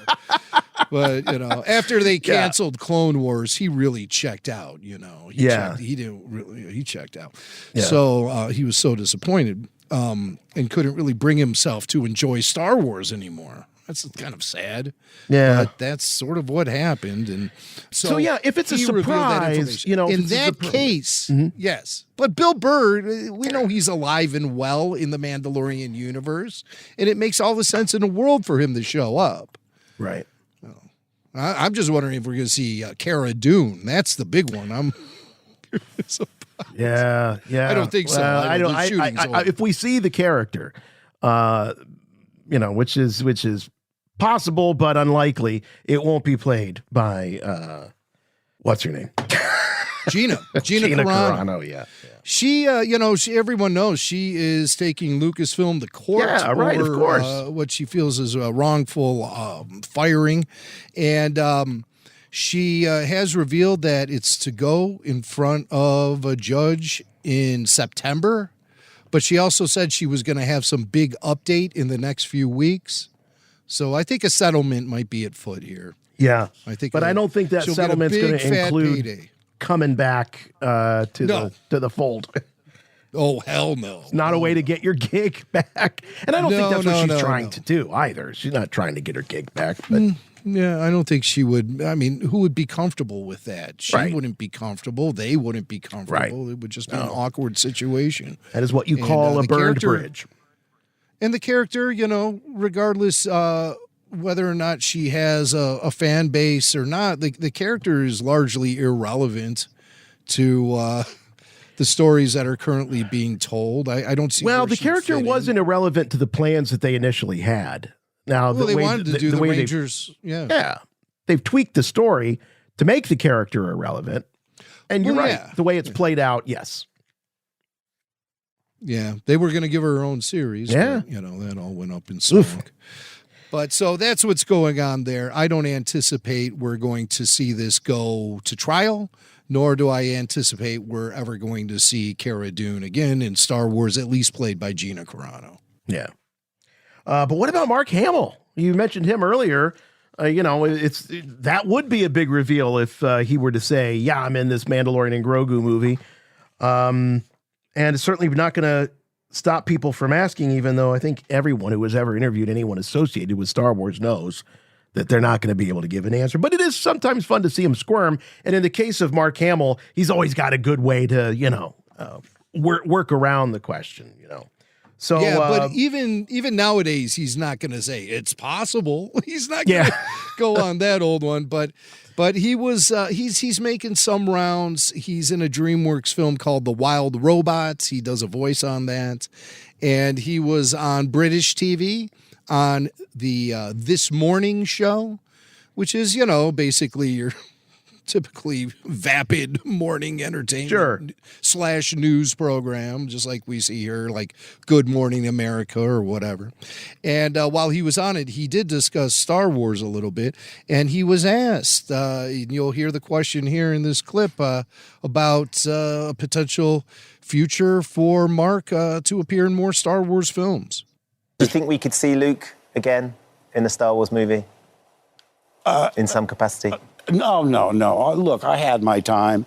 I'm very grateful for George letting me be a part of it, but I think it's time to let the kids take over. You say that, You say that, Mark. I don't think we're going to let you. I could be a floating head in the glass. Could be I don't know. yes, you could. That's well, I had to think about it. I had such closure, you know. I find it the irony of Luke dying of an overdose of the Force. Who knew that was a thing? So just think about how you come back then. You know, Obi-Wan should have said, "Use the Force in moderation." Yoda would have said that. I Use think. the Force, but don't overdo it. You know, Yoda. And they should have told me. There was no warning. Who knew you could OD on the Force? Now, I'll tell you what. I think it's just because Luke Skywalker was so powerful with the Force that he was able to tap into it at such an extreme, like no one could have warned him that would have happened. Yeah. Like he didn't know that. He didn't know that he was ODing on the Force. He did it because he could do it. And nobody else before him could muster up that sort of power. New RFR t-shirt coming. Force responsibly. Use the Force in moderation. Yeah. Yes. No, I don't like the idea that you can use the Force to such a degree that it kills you. I would have to really, really think about it more. I mean, I suppose you could make the case that he by doing that sort of Force. What do they call that? It was a Force walk. Was that what they called it? No, it was like the Force projection. Force projection. That's right. That's right. Force projection. That you have to really, really strip away the veil between universes, reality, space, time, all of that stuff. And so you're kind of creating, this is my own headcanon, that you're kind of creating almost this portal that you're projecting yourself through. And in so doing, you're revealing to yourself the real nature of the universe. Kind of like what people describe when they've done like acid or something like that. You know, they're like, oh, I understand the way the universe is, you know, or these psychedelic drugs. That understanding, he unlocked a level of understanding that allowed him just to pass through and transcend the mortal physical existence. That I would have liked a lot more than seeing him weakened and shaking and, you know, like that I didn't appreciate. I think that I didn't like seeing the effort on the face. That didn't like that because to me, it's not a physical exertion. It's a mental exertion. Now, well, wait a second, though. I mean, we've seen many times where the Force and using the Force kind of knocks someone on their butt, specifically Yoda. Yoda's a good example. When he brought that X-Wing out of the water, he needed to catch his breath after that. Even after he dueled with Dooku in Episode 2. Yeah, but he was being physical in the duel. It wasn't a pure. Now you got me on pulling the X-Wing out. Mm-hmm. But it didn't kill him. Kenobi acted like he took a punch to the gut when Alderaan was destroyed as well. I mean, it's like you could physically exert yourself using the Force, but the Force can also pack a wallop when it hits you too. But does the Force kill? Oh, okay. Man, I wish you brought this up back in 2017. That's a great question. Does the Force kill? It's the source of all light and life in the universe. And yet it can be wielded as a weapon. Yes, that's the dark side. Unless it's being used in defense or for defense or knowledge. But the act of using it for good, which Luke was, for defense, which fits the definition, I think, in that case, it killed him. Yeah, too much, too fast. You bring up a really compelling argument here, or just a compelling question, because I really thought that the main purpose of this clip was Mark's thoughts on returning to Star Wars. Sorry. Skywalker. Yeah, right. Now we're like, wow, can the Force, should the Force kill? That's really, really interesting. It's like when somebody says only the good die young, it's because God wants them in heaven. He feels like some greater presence with him. Sure. Could the Force be like that? Luke was too good. He was too good. So when you think about the transcendence of Obi-Wan and Yoda, they transcended into the neither world of the Force, which I don't really love that term. I think about Beetlejuice when I hear the neither world. But at any rate, what we saw with old Ben was, and George is on record as saying that he wanted the effect to be that Ben disappears before the blade hits him. And that's what freaks Vader out. He doesn't cut the old man in half and then he disappears, in two halves. And Yoda disappears peacefully, serenely. Doesn't seem to be any effort on their face. So how does Ben essentially commit Force suicide? He doesn't. What I always interpreted was that Ben's understanding and his understanding of how the Force works in the universe, the real nature of reality, got so advanced that he knew that at any point he could cross over. He could cross over without a physical death. Mm-hmm. In the case of Yoda, it's kind of implied that he dies and then, transcends. Fades away. Yeah. But I don't know. I think I've always sort of believed that wasn't the case, that he also, like Ben Kenobi, did not need to wait for physical death to take him. Physical death was on its way, but, had it just played out. But I think that Yoda became one with the Force by choice in that moment. He knew his time was up. He wasn't going to just sit there and wait for death, because he kind of picked his moment. Well, he did. But he did struggle. He does gurgle, doesn't he? The gurgles. Yeah. I forgot about the gurgles. All right, I'm going to take back what I said. Yeah, I'm going to take back what I said. I think death came for it. Yeah, he struggles to spit out his final words. You're right. So it appears, I don't think he flipped a switch. I think you're right. The switch was flipped for him. And he was able to cross over. And I think with Ben Kenobi, regardless of what George Lucas intended, you see it in the film. Vader swings and he obviously makes contact, and then Ben is gone. Poof. But I don't think it's obvious that he makes contact, because the robe isn't cut in half. The robe doesn't fall in two pieces.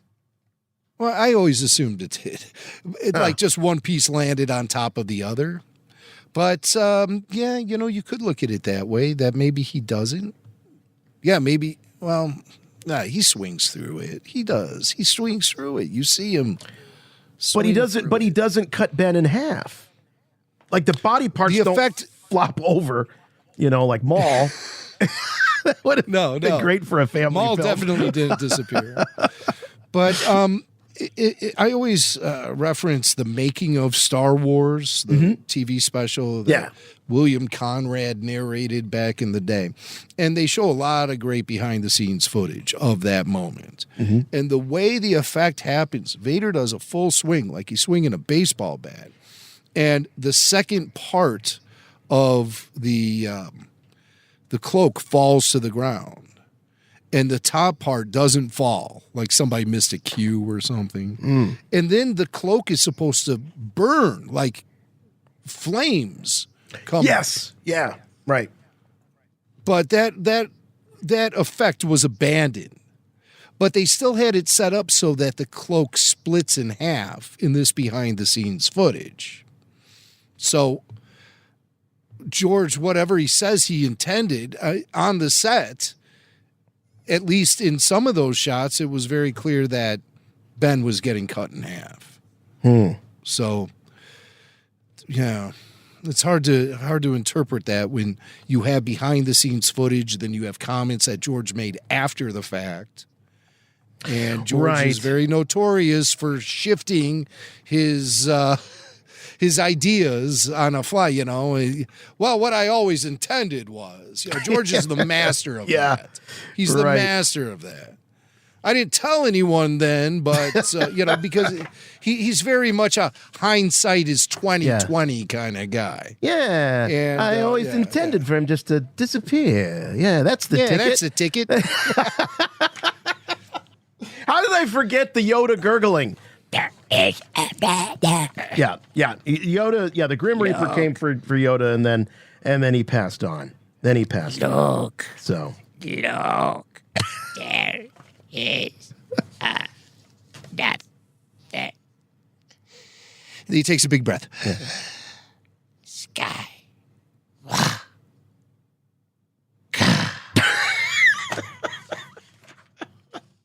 Fade to black. That's the only time I laugh through that scene is when you're reenacting it, because to this day that scene always gets me. That's if I were always to take the Yoda questionnaire, that's a scene that always makes me sad. Hey, we got more Mark Hamill. Right okay, that's right. Mark is still talking about Star Wars. What's his deal? He reveals what some of his first impressions were of Star Wars when he read the script and he was trying to wrap his head around the character of Luke Skywalker. So he talks a little bit about that. And I think he also talks a little bit about his co-stars, Harrison Ford and Carrie Fisher, in this clip. Well, when I read it, I thought, well, this is almost like Wizard of Oz with a gender switch for Luke, Dorothy, where he's swept away from his boring farm life into this fantastic world. There's a wizard, there's a pirate, there's a princess, there's the scary guy in the black mask. I said, this is really a fairy tale rather than science fiction. And science fiction is usually very, very dry, and that movie had humor. It was really funny. Yeah. The robots were funny. Yeah. I mean, arguing over whose fault it is. You don't get that in 2001. You and Harrison together as well. It's just and Carrie. You were like the trio. Yeah, and I had gone to Africa to do the early part, and when I came back, Harrison came, and he was just, too cool for school. We immediately fell into our roles where he's like the older brother mentor and I idolize him. And then the final piece of the puzzle, Carrie coming over, and she was just, she was 19. You were like brother and sister a little bit, weren't you? Yeah, With the dynamic. In many ways, because we would get along great, and then we have huge arguments. I'm sick of you, get out of my trailer. And then you come back together. She was a real original. Like brother and sister that, make out once in a while. Yeah, real original. But I like how Mark says, hey, she was great and everything, but, we still butted heads from time to time. He doesn't sugarcoat that. We know what kind of personality Carrie Fisher was. Yeah. And how she could be very headstrong and very opinionated, and he's not backed off from that. When after she passed away and he did the one convention appearance where he basically kind of just did a tribute show to Carrie, he was very open, and he said, because Carrie would not want me to just make her this angel. After she passed, she was a difficult person, but that's what made her so fascinating, interesting, fun to be around, because she was so multifaceted. And he talked about a lot of the fights that they had, and they were at each other's throats. But when they were friends, it was very deep. It was a very strong relationship. So yeah, he keeps it real when he has his recollections of Carrie, and that's right, Carrie. That's how she would have wanted it. So he talks a little bit about those early experiences, and then fast forward to today, where people are always approaching Mark Hamill and they're asking him questions about Star Wars and things like that. I mean, does he still get a sense of enjoyment out of that? Does he take a sense of pride in all of that after all these years? What's it like for him when people are constantly talking about Star Wars to him? It must be lovely in many ways because the Star Wars universe has grown so exponentially over the last few years. You know, there's so many different versions of it. There's so many different TV shows. Do you still enjoy talking about it, Mark? Is it one of those things that can become an albatross, or is it something? Well, the only difficult thing is that I saw all the movies the year they came out, right? But I don't go back and watch them again.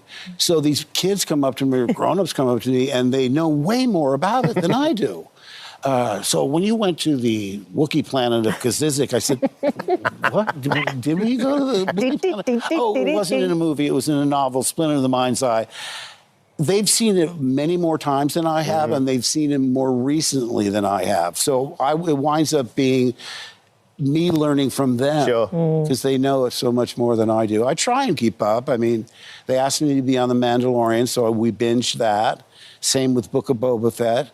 Binge that. My son is the one that really is the Star Wars fan, Nathan. Oh, really? Yeah, Nathan, by the way, was born in England. Yeah. Nathan is the one that would keep Mark up to date on what was going on. And who knows? You know, it very well could have been Nathan experiencing Star Wars that kind of thawed Mark out. You know, Mark wasn't always keen to talk about Star Wars. There was a period of time where he was over it, and we can all understand. We can all understand when you're an actor, and you know, Mark dealt with terrible typecasting. Yeah, he sure did. And I think that it drove him away. Yeah, and I think that it robbed us of what could have been a lot of great performances, because I do think Mark Hamill is a great actor. I think that character roles, he fell into those because of the voice work and things like that. So. But he's a super talented guy, and the way he sells, you know, we're just talking about Yoda's death, the way he sells all those scenes with Yoda, you know, throughout Empire, throughout Jedi, that's not something that just any slouch can do, you know? And when you think about that, the whole middle of the film, his scenes are, he's not playing off of people. He's playing off of R2 and Yoda. Right, and yeah, R2 as well, right. To be able to do that, you almost have to be the funnel for like a character like R2. R2's nothing unless you're reacting to him. Right. Otherwise, he's just beeping and booping. There's nothing to him. And same with a puppet like Yoda. Despite how great Frank Oz performed, you still need Mark to sell the performance. And remember, Jim, Mark could hardly hear Frank through a lot of that filming. They tried the radio. You know, there's the story about him picking up a radio station in the headset, the earpiece. And they finally, you know, Mark just sort of knew the lines. He knew Frank's lines, and he could sort of anticipate, you know, with the cadence and everything, you know, when to come in. So again, just a really talented guy. And I'm glad that he still loves Star Wars and still likes talking about it. And I would love to see him back. I mean, as long as Mark hasn't slipped and transcended himself into the Force, in my book, he is always welcome to have a role in Star Wars. I'll never get tired of seeing Mark Hamill as Luke Skywalker, ever. It's fun to hear him talk about his son, because I was able to be around Mark when he was re-entering the world of Star Wars via conventions. Yeah. And we were at the original Star Wars celebration in Japan back in 2008. I spent some time with Mark because I was working behind the scenes with the autograph hall and things like that. And Mark rolled in this one day. It was the first time I met him. He just rolled in. He was real laid back. He was wearing sunglasses inside, a baseball hat. And I didn't know it was Mark Hamill. I was like, you know, I thought he was maybe some like agent to one of the people who were signing autographs or something. And it seemed like everyone knew him, and he just kind of plopped down at the same table I was sitting at, like just right next to me. And he's talking and carrying on about Japan and getting there and all this. I'm like, who is this? oh my God, it's Mark Hamill. You know, now I'm like trying to keep my you know what together. Yeah. And he's with his son is there too. And Mark's sitting there. He starts looking at some of the pictures we had on the table. And the actor who plays Admiral Akbar was there. And so there was pictures of Admiral Akbar, and he goes, this is this character. Is it true they call him calamari? Yeah. After the Italian appetizer? And I'm like, oh, this is good. And then he started just riffing about Star Wars aliens and what he called them on the set and stuff. And Nathan was there, his son, right behind me. And he turned to Nathan and goes, what's the name of that character who he's green and he's got the things on his head? He's, Greedo, Dad.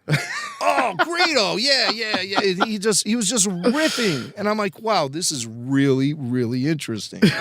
And because Mark was being so personable. Yeah. And then to hear this interview where he talks about how fans approach him and they ask him questions about the Wookiee planet Kazizik, was just, you know. He could have used Nathan there on the couch with him. No, Dad, it's Kashyyyk. Kazizik. And he goes from Splinter of the Mind's Eye, which was the very first ever Star Wars Expanded Universe novel, and probably the only one Mark could ever retain in his memory. Right. So he immediately goes back to Splinter of the Mind's Eye when he's talking about the Wookiee planet Kazizik. Not only is the planet Kazizik not in the book, neither is Kashyyyk, but there are no Wookiees in Splinter of the Mind's Eye either. So not even Chewbacca in Splinter of the Mind's Eye. Yeah, I'm surprised those really witty and intelligent hosts from the This Morning show didn't call him out on that. Well, the other reason why. What do you mean? The other reason why Splinter of the Mind's Eye is probably at the tip of Mark's tongue is because at one time he thought that might be the next Star Wars thing he was going to make if the film didn't, reach the success that it had. So he was like, I better read this novel because that's going to be my next movie. Oh, that's pretty funny. All right, well, we have one more thing. I'm going to race through this just so we could wrap up news headlines. Harrison Ford is out there on the interview, the media trail, the promotional circuit, and he's promoting Captain America: Brave New World, in which he plays Thunderbolt Ross, a.k.a. the Red Hulk. And he appeared as part of a media junket. He appeared on a show called Jake's Takes, not to be confused with our own Blake's Takes, but this is a show called Jake's Takes. And Harrison's asked a question that kind of reminded him of another question he gets asked frequently. So here's Harrison Ford on Jake's Take. To be honest with you, I have been waiting for someone on this press tour to ask you which Hulk is going to win in a fight, Red Hulk or Green Hulk, because I would imagine a question like that falls into a category. It does fall into a category, falls into the who shot first category. So the answer is Greedo. That's the. If you see Harrison Ford out promoting this Captain America film, I suggest you watch the interviews because he is being a very much IDF Harrison Ford. He doesn't. He does not. And he's being really funny. I could tell being on that show Shrinking has really done something to tweak his humor because he's developed this perfect sense of humor for a Harrison Ford. He's so great on that 80s. show, man. He's so good on that. It's if it's not your cup of tea, if you're a Harrison Ford fan, and I watched The Frisco Kid as a kid when that came on TV just because my mom told me, oh, Han Solo's in that movie. It's not a great movie, but Harrison Ford is great in everything. And but he's really good in this. And you're right, Jim. His delivery in these interviews are sort of matching the character that he plays on Shrinking. He's embraced it very much. He totally so. has embraced it, and I love it. And it's working for him. Yeah, it's working great for him. It is. Do we want to do the outrageous unthinkable? I think we should, right? I do. I want to talk about Patreon first. Oh, well, we got to, because there's always so much going on Patreon. Yes. And I just want to update everyone as to what's going on over there. Patreon.com/Rebel Force Radio. It's where you can go to support Rebel Force Radio. And in return, you get so much quality entertainment. You get bonus podcasts, ad-free shows, you get full show video, and so much more. There are many tiers in which you can join, depending on how much you want to support RFR and how much you want to get in return. So we have a lot of great things happening on Patreon lately. This week saw the return of RFR RPG, the adventures of Podcastus and Grando the Grand continue. And we're stuck in we're trapped within the nebula. And so it's a really interesting way these situations present themselves to Pod and Grando. Grando the Grand, portrayed by the great Tyler Page. I'm Podcastus, and Game Master Matt Rashid runs the show and holds my hand an awful lot because I am probably among... I'm beyond novice when it comes to RPG. You're not a native when it comes to the role-playing games. We've done 23 of these episodes, and sometimes I am completely locked into RPG, and then the next month I feel like I've never played RPG in my life before.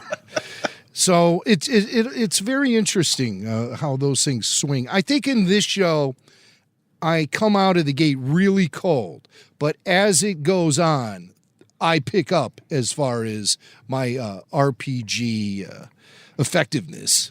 So it's kind of fun to hear Matt get frustrated with me and stuff. So that's part of the whole thing.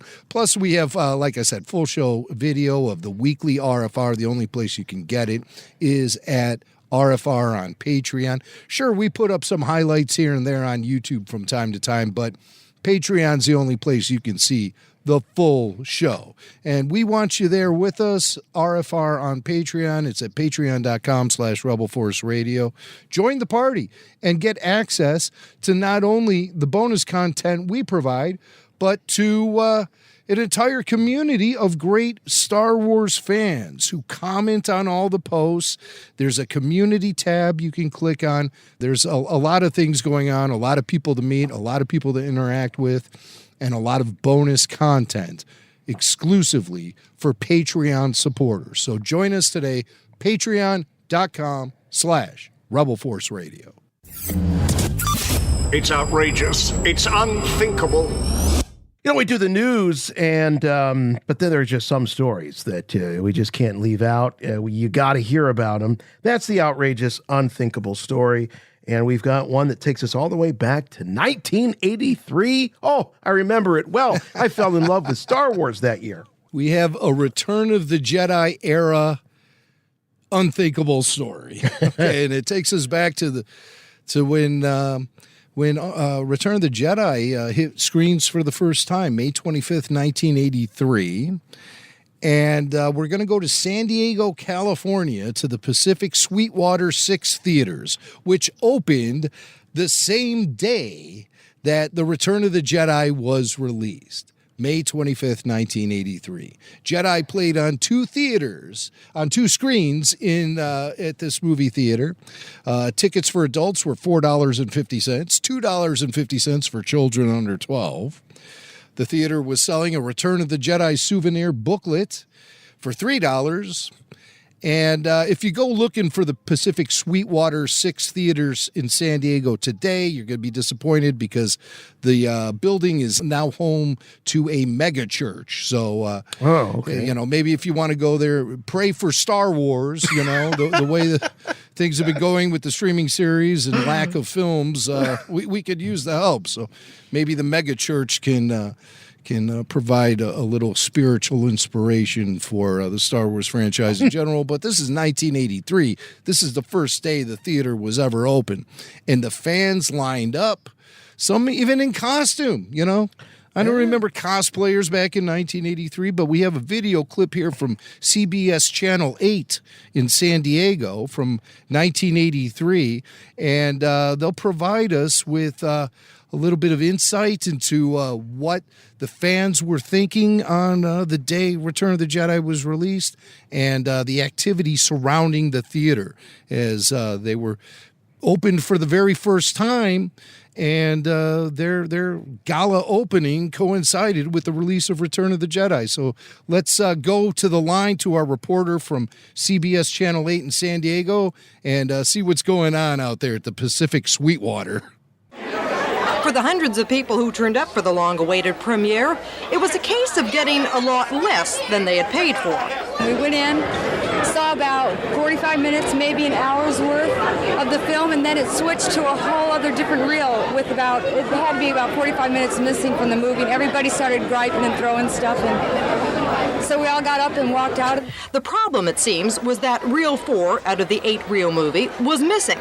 Theater management blamed it on 20th Century Fox, which had promised to have the reel down in time. We knew that when it started, and on their assurance that we'd have it in time, we went ahead with our show, knowing full well that in the event that that film didn't get here, we were going to have to give back the money or to give them a chance to come in to see the picture at another date of their choice. Well, choice or not, the crowd was not pleased. It's stupid that we had to go in there and then they didn't do nothing about telling us that they skip the whole film part. And that is really rotten. It's amateurish and unprofessional. In the meantime, theater managers were concerned about the next performance of the film. Would 20th Century Fox fail the theater yet a second time? Now we're coming up to the next performance, and I still haven't seen the film.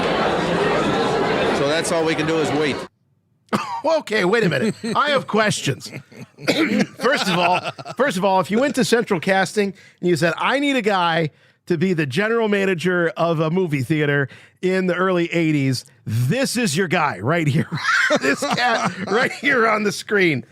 I worked at a movie theater when I was in college, and this guy bears a striking resemblance to the general manager of the old AMC back in the late 90s. But here's my question.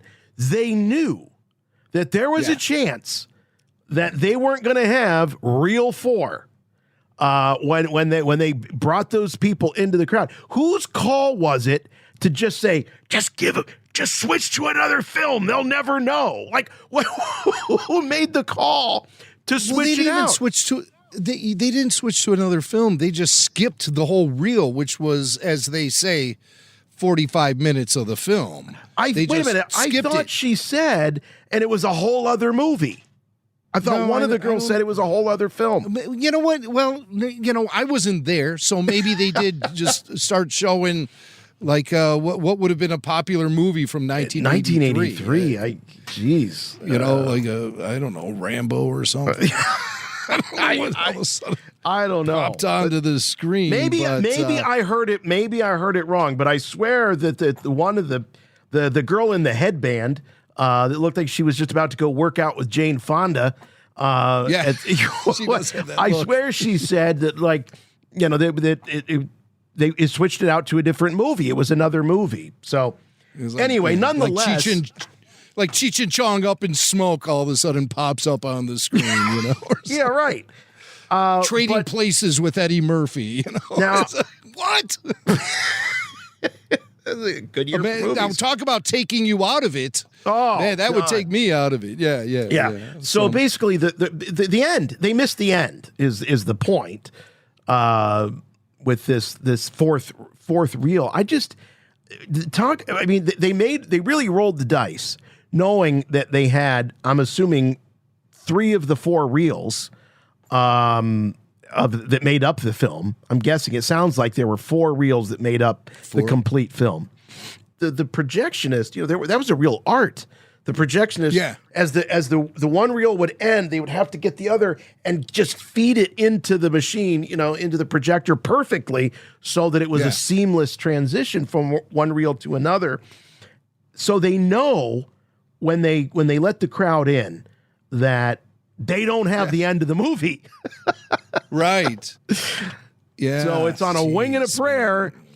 Yeah, they're really rolling the dice there in San Diego. So let's fast forward. There's more to this report. Oh, there is. Oh, okay. Yeah, we have resolution.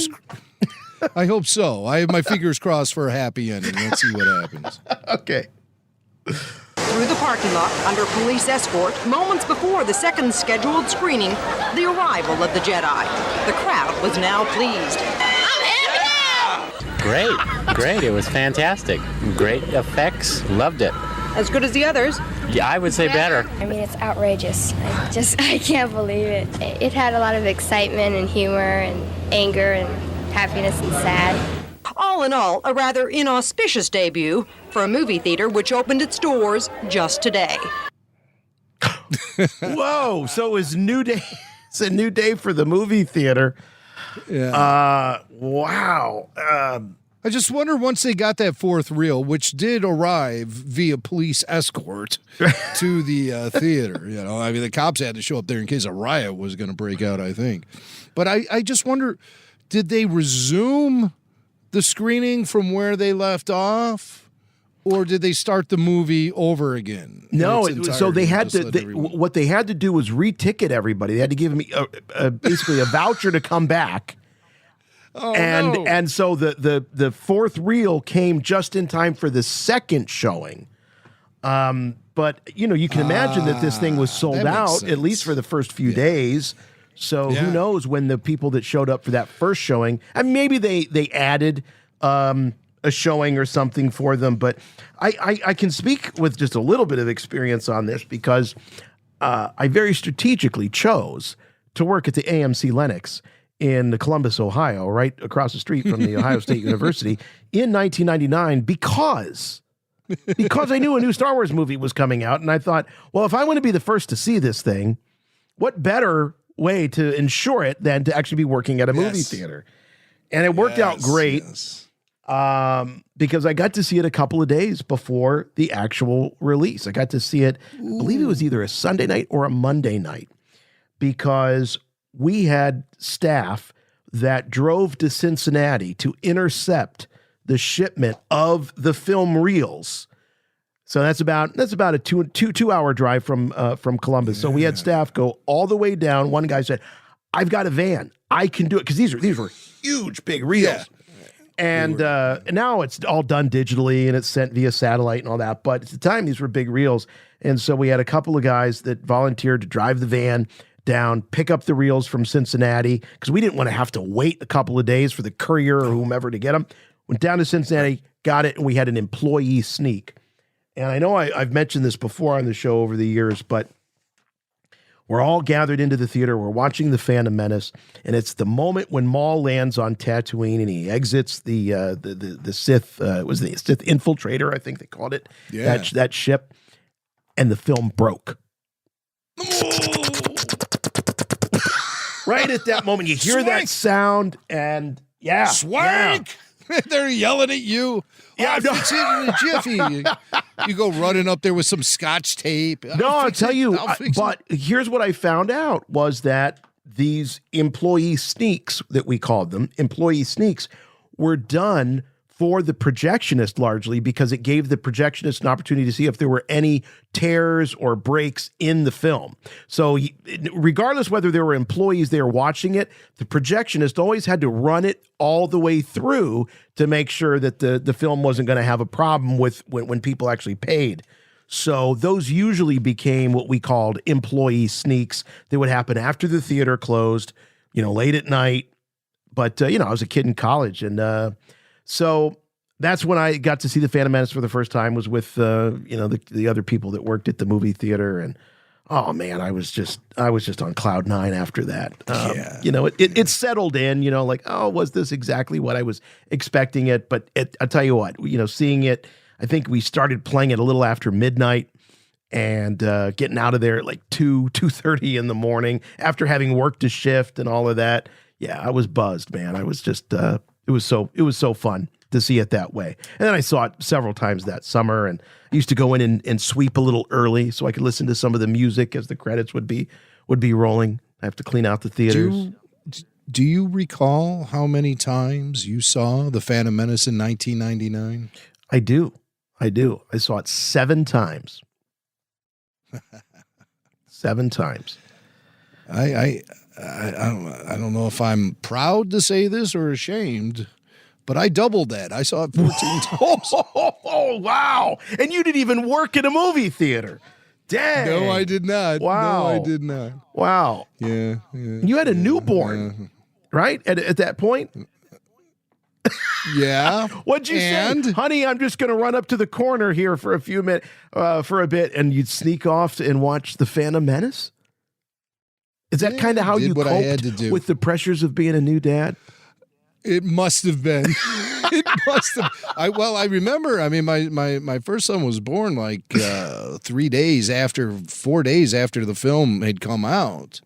And I remember, after all the excitement at the hospital and everyone got home, and here we are with kid and crib. I couldn't stop thinking about when am I going to get back to the theater? This is exciting times, but I got a new Star Wars film. I remember early in 1999, a pregnant Wendy Snyder said to me, "Oh my God, can you believe it's happening this year? I'm so excited." I'm like, "Yeah, I can't wait, man. I'm going to be the first in line." She goes, "What do you think I'm talking about?" I'm like, "Star Wars?" She goes, "No, I'm talking about Parenthood, you thick idiot. What are you, thick-skulled moron?" I was like, I thought you were talking about Star Wars. I'm on board with the baby thing, but Star Wars. Dude, only you would somehow manage for the stars to align to where one of the most important milestones of your life would coincide with your son being born. I mean, I thought you were saying that one of the most important milestones of my life was being interrupted by the birth of my child. I thought that's what you were trying to say.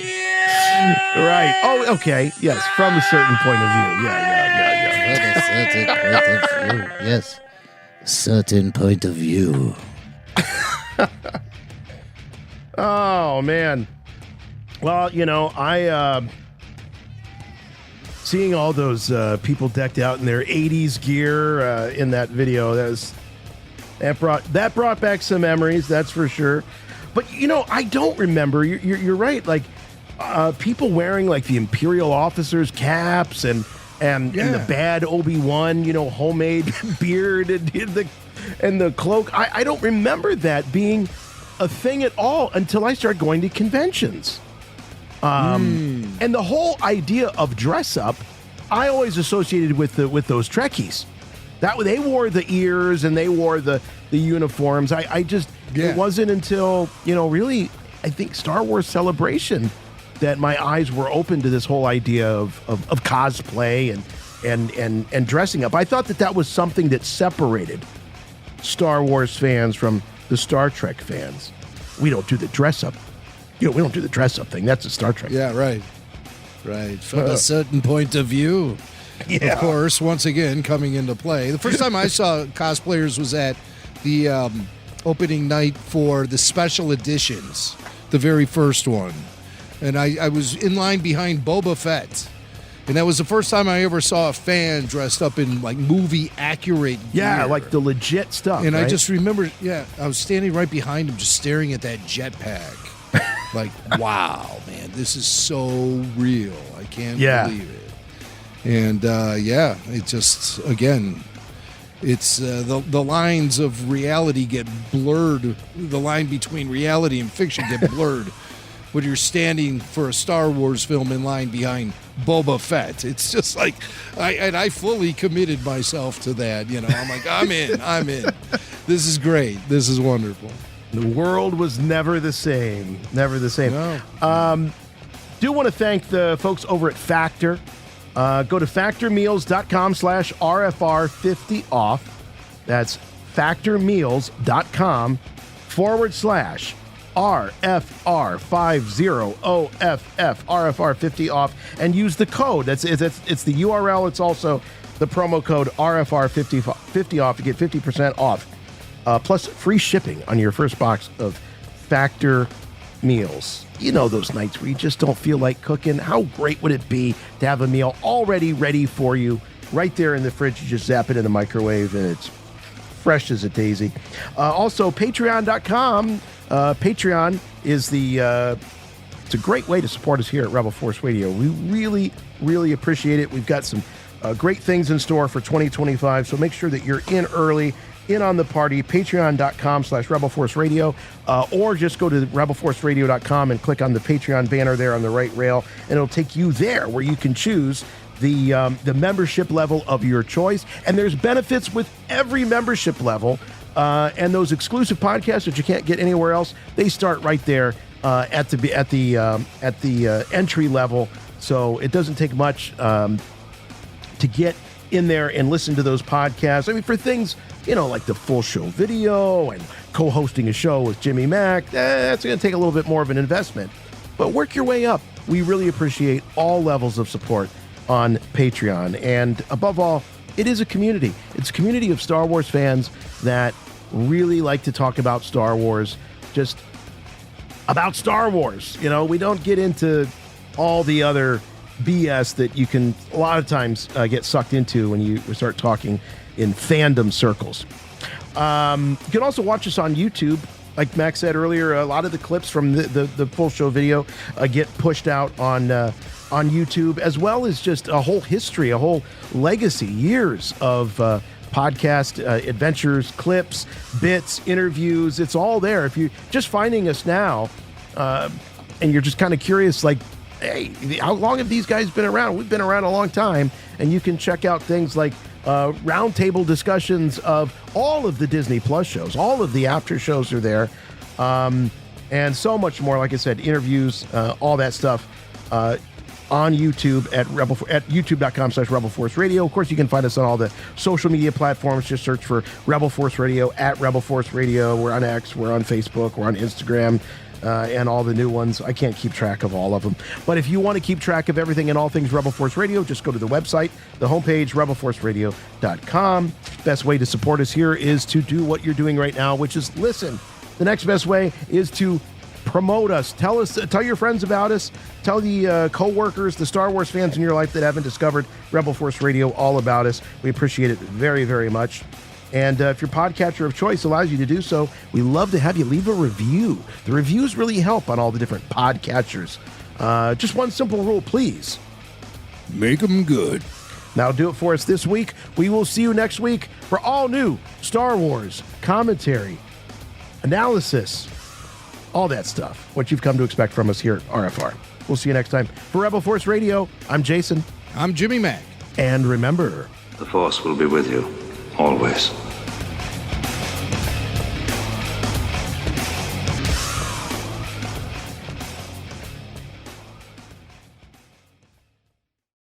You have Mandalorian fatigue.